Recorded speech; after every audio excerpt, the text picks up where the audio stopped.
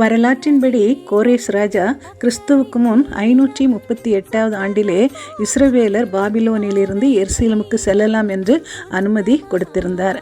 அதைத் தொடர்ந்து செருபாபேலும் அக்காலத்து பிரதான ஆசாரியனாக இருந்த யோசுவாவும் கிறிஸ்துவுக்கு முன் 520வது ஆண்டு ஒரு கூட்டம் மக்களை அவர்கள் அழைத்து கொண்டு எருசலேமுக்கு திரும்புகிறார்கள்.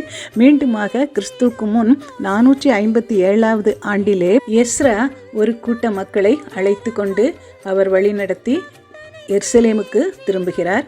அதற்கு 7 ஆண்டுகளுக்கு பின்புதான் இந்த நெகேமியா தேவனுடைய அழைப்பை பெற்று கிறிஸ்துவுக்கு முன் 444வது ஆண்டிலே அவர் திரும்பி வந்து இந்த எருசலேமின் மதிலை அவர் கட்டி எழுப்புகின்றார். இங்கே நாம் பார்க்கின்றோம் நெகேமியா 6வது அதிகாரம் 15வது வசனத்திலே அப்படியே அலங்கமானது 52 நாளைக்குள்ளே கட்டப்பட்டு ஏலுல் மாதம் 25ஆம் தேதியிலே முடிந்தது.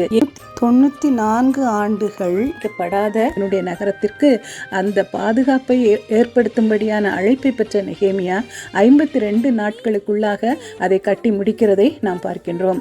நம்முடைய வாழ்க்கையிலேயும் தேவனுடைய அழைப்பை பெற்று நாம் ஒவ்வொரு காரியத்தையும் செய்யும் பொழுது நமக்கும் சமயமும் தேவ செயலும் நேரிட்டு காரியங்களை அனுகூலமாக்கி கொடுக்கும்.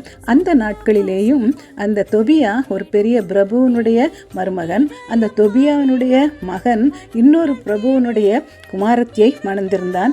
எனவே இவ்விதமாக அந்த பிரபுக்கள் ஒருவரோடொருவர் சம்பந்தம் கலந்தவர்களாக யூதர்களோடு சம்பந்தம் கலந்தவர்களாக இருந்தபடியினாலே அவர்கள் உளவுக்காரர்கள் போல இங்கும் அங்குமாக காரியங்களை சொல்லி கொடுத்து கொண்டிருந்தார்கள். அவர்கள் மூலமாக இங்கே நடக்கின்ற ஒவ்வொன்றையும் அவர்கள் உளவு பார்த்து அதை வைத்து பயமுறுத்துகிற கடிதங்களை அங்கே தொபியா நெகேமியாவுக்கு அனுப்பி கொண்டிருக்கிறார்.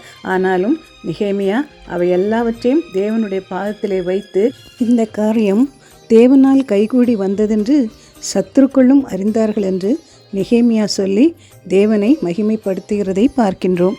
நம்முடைய வாழ்க்கையிலேயும் தேவன் நமக்கு நன்மைகளை செய்யும் பொழுது மற்றவர்களுக்கு முன்பாக தேவன் நம்மை சாட்சியாக வாழ உதவுகிறார்.